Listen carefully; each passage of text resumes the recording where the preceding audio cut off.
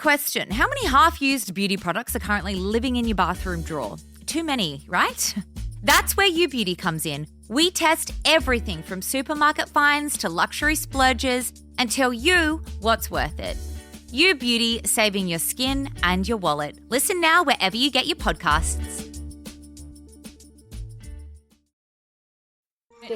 You're listening to a Mamamia podcast.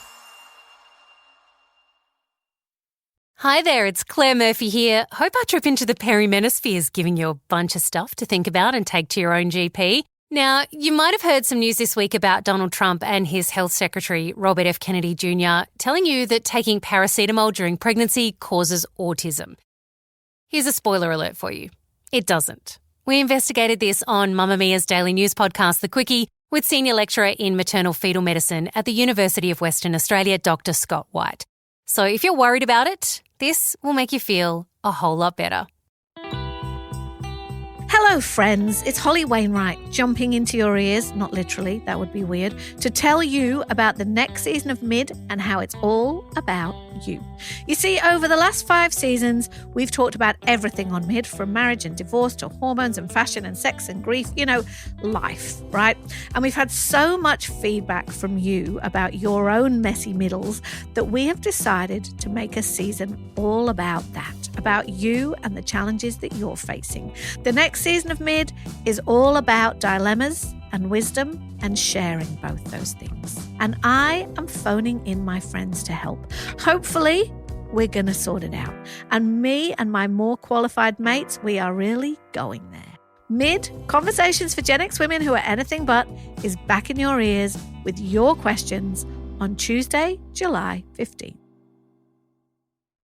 Effective immediately, the FDA will be notifying physicians that the use of acetaminophen, which is basically commonly known as Tylenol, during pregnancy can be associated with a very increased risk of autism. So taking Tylenol is not good.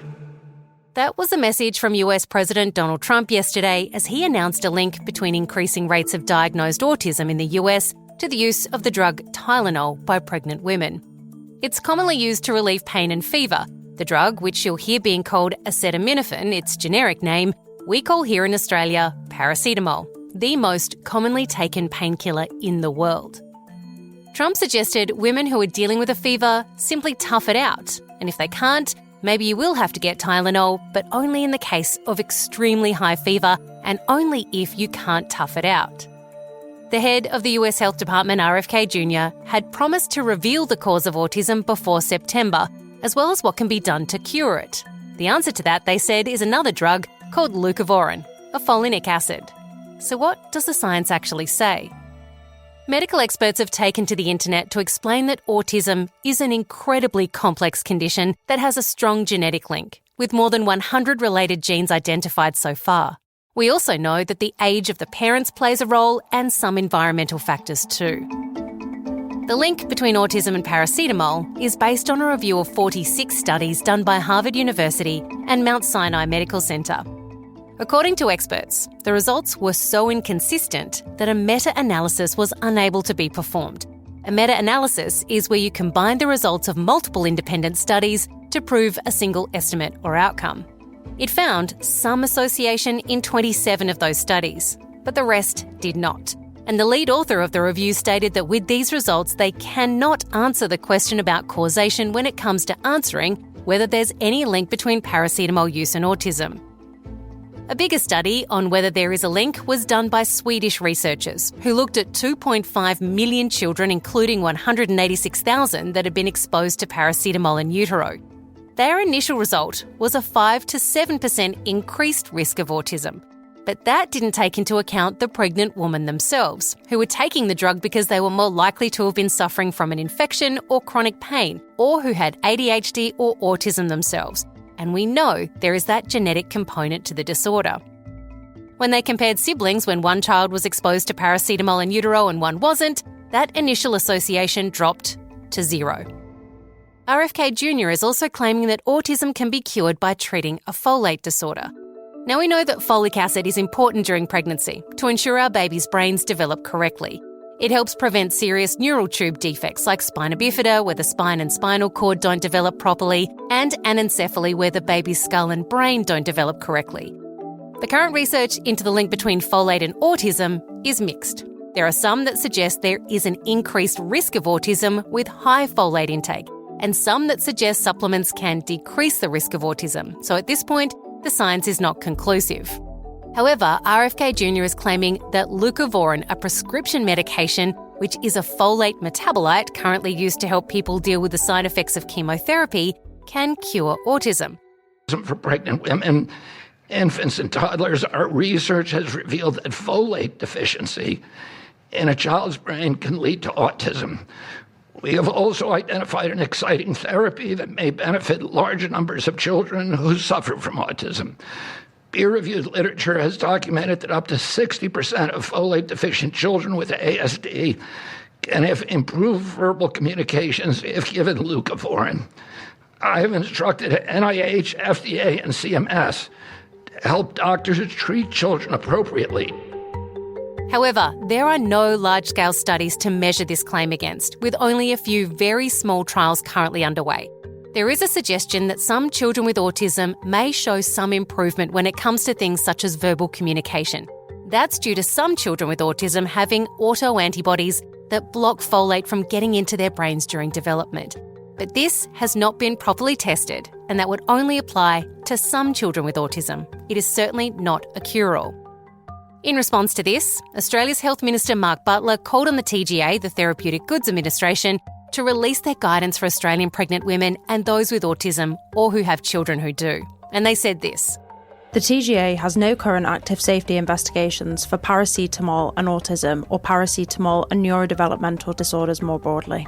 But if I was pregnant right now and hearing all this information, I would, understandably, be confused and concerned. And I would question whether I would start to wonder if I should stop taking paracetamol as a result. But what do you take instead, if anything? And what are the risks you're putting yourself in if you don't take something to deal with something like a fever when you're expecting? We spoke to Scott White, a senior lecturer in maternal fetal medicine at the University of Western Australia.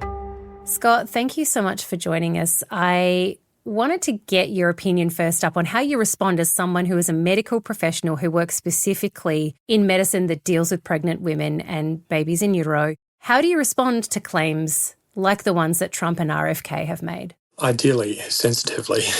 Pregnancy is a time of joy and anxiety for all couples, for all women. And to hear statements like this is really quite concerning, and it does make our job as health professionals more difficult. So I'm going to spend most of today and probably most of the next couple of weeks debunking what's clearly a misapplication of the science. Well, can we talk about that for a moment? I have run through what science these claims were based on and how they are not in any kind of large way representative of the claims that Trump and RFK are making. But can you definitively say that paracetamol does or does not cause autism, or are we at this stage where we just don't understand it enough? My reading of the evidence is that we can definitively say that paracetamol exposure in pregnancy does not cause autism. The evidence from earlier studies showed an association. That's very clear. But the biggest and most important study in this area is the study out of Sweden of 2.5 million children, which showed that the association, which they demonstrated as well, completely disappeared when you controlled for other factors that are associated with autism, not least the genetic factors which they identified both by looking at the siblings of those children and looking at neurodivergent diagnoses in the parents themselves. Okay, well, let's look at then the potential fallout of telling women that paracetamol causes autism. So one of those will be that women will stop using it if they say are in pain or experience a fever while they're pregnant. Can we just talk about what implications that has? Yeah, the science is clear that exposure to high fevers, either a fever from a virus or external high temperature that increases the mother's core temperature, increases the chance of developmental complications in that fetus after birth and later in life, including neurodevelopmental complications. So not treating a fever actually could well do harm. Women need to be reassured that most women who get viruses, mild fever in early pregnancy, their babies are going to be absolutely fine. But it's not providing that treatment may be doing more harm than good. Can we also look at potentially women avoiding paracetamol and using other types of pain relief in its place, what do we know about using, say, ibuprofen or trying to swap in other things that potentially could help with the pain? What impact might that have on our unborn babies? Absolutely. So paracetamol is clearly the safest medication to use to treat pain and fever in early pregnancy. We know that people who use things like ibuprofen, the non-steroidal anti-inflammatory drugs, increases slightly, but again, importantly, the risk of miscarriage if when taken in early pregnancy, and in late pregnancy, they can do really very bad things to babies' kidneys and babies' heart and are absolutely to be avoided. The one thing that was concerning from what Trump mentioned today was using aspirin. The way we use aspirin in pregnancy is very different to how we use aspirin outside of pregnancy to treat pain and fever. There are women who are recommended to take a low dose of aspirin from early pregnancy to reduce the risk of placental complications of pregnancy like preeclampsia. That's been really clearly demonstrated to be absolutely safe and extremely beneficial in preventing early birth associated with those conditions, which, again, that early birth increases the chance of neurodevelopmental complications. RFK has mentioned this folate treatment for children who have autism, and that it's being touted somewhat as a cure for autism. I've explained why this claim is being made and the science that they are basing this on, and that it does not cover every child with autism and that it may or may not be beneficial at this point. But I guess there's warnings for people who might see this and go, okay, if I just take a whole bunch of folate, this is going to ensure my baby doesn't get autism, or maybe they give their kids a whole bunch of folate in the hopes that it will fix it. Like, what do we do? Like, what do we need to make sure is in place as a warning sign and as a guide to make sure that doesn't happen? The studies that RFK and Trump were alluding to are the studies of using folinic acid or leucovorin in autistic children. There have been some important studies done in this area, and they're small, they're preliminary, but they do provide some evidence that using leucovorin, folinic acid, may reduce some of the verbal challenges that autistic kids can have. Is it a cure for autism? No, it's not. Do we need to cure autism? No, we don't. Autism's a neurotype, not a disease. So these are the things to think about. Those studies are very preliminary. Should they be evaluated further? Yeah, they absolutely should, because anything that we can do to make the life of an autistic child and their family better is something that we should look at. But I wouldn't go out and buy a whole pile of this stuff expecting for it to make miraculous differences to the lives of your children, because that's not what the science suggests it will do at the moment. Scott, I wanted to ask you about Trump's message for women who are dealing with pain or fever during their pregnancy is really just to tough it out. And as women, we've been told just to tough it out various ways when it comes to our health, whether it comes to menstrual cycles or any kind of pain really developing from the pelvic area, or even when women hit things like perimenopause, we're kind of basically told to just kind of struggle through to the other side. What message do you have for women who, I mean, understandably will be very concerned about this message, but also are told your pain is just something you have to suck up and get on with?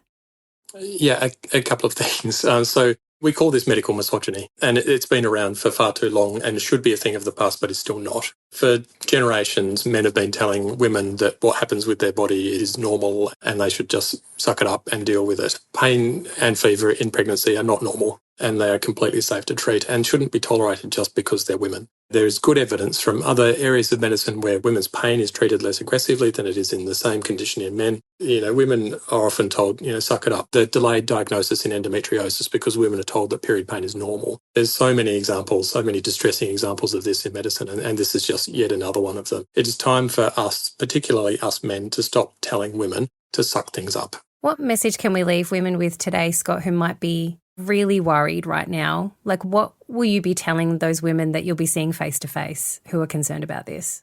The claims that there's an association that paracetamol causes autism are really not supported in any way in evidence. In fact, the evidence, rather than just being unclear, the evidence is very clear that paracetamol exposure in early pregnancy does not cause autism. It's really very clear. So we can be reassured by the science, regardless of what Trump and RFK say. At the end of the day, when we use medications in pregnancy, we do so balancing the risks of using that medication, the potential side effects of that medication, versus the benefits that we expect to get. And there is significant benefit in treating pain and fever in pregnancy in terms of those pregnancy outcomes, compared to the harm which we know very well for paracetamol, which has been studied in such big studies to show there really is limited, if any, risk at all.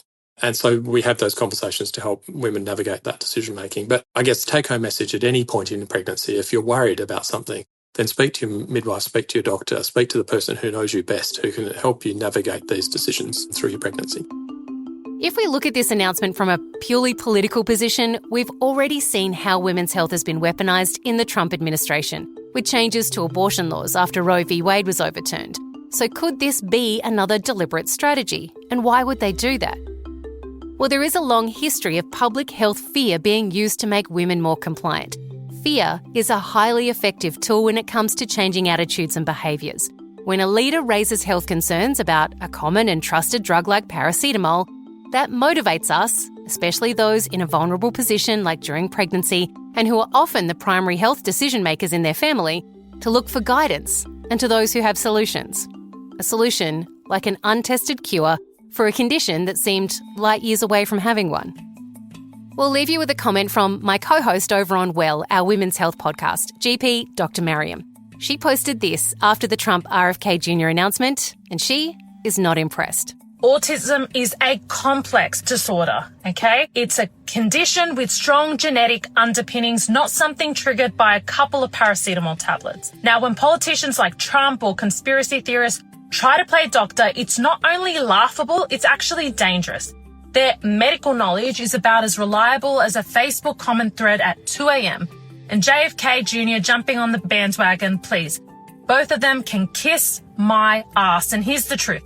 Paracetamol is one of the safest and most widely used medications globally. It's recommended by the World Health Organization and used by millions every single day. If it caused autism, we'd be seeing an epidemic that simply doesn't exist. So let's stop spreading fear. Let's stop spreading misinformation. Medicine is about evidence. It's not about politics. And for the record, I have a child with autism and I never took paracetamol. Thanks for checking this out with us today. Remember, if you have any worries that we haven't addressed here, or even if we have, check in with your own doctor to make sure you're getting the right advice for you. You can find a link to get your daily news update from the Quickie in our show notes, and make sure you check out our next episode of Well. We're still in perimenopause territory, but this time we're getting through all those bloody symptoms, and there are a lot. Check out Well wherever you get your podcasts. Mamamia acknowledges the traditional owners of the land we have recorded this podcast on, the Gadigal people of the Eora Nation. We pay our respects to their elders, past and present, and extend that respect to all Aboriginal and Torres Strait Islander cultures. Parenting podcasts can be a bit earnest. Parenting Out Loud is not that podcast. This person who I may not agree with politically is trying to talk about integrating children, not just into his professional life, but into public life. I have referred to myself as one and done. That article did make me rethink the term. It took about 11 seconds for this to go viral. Oh God, is this the ejaculate one? That is deranged and I love it. Parenting changes the way you see everything. Parenting Out Loud takes the big conversations of the moment and puts them through that filter. Because if parents are thinking about it, we're talking about it. Parenting Out Loud. Listen weekly wherever you get your podcasts.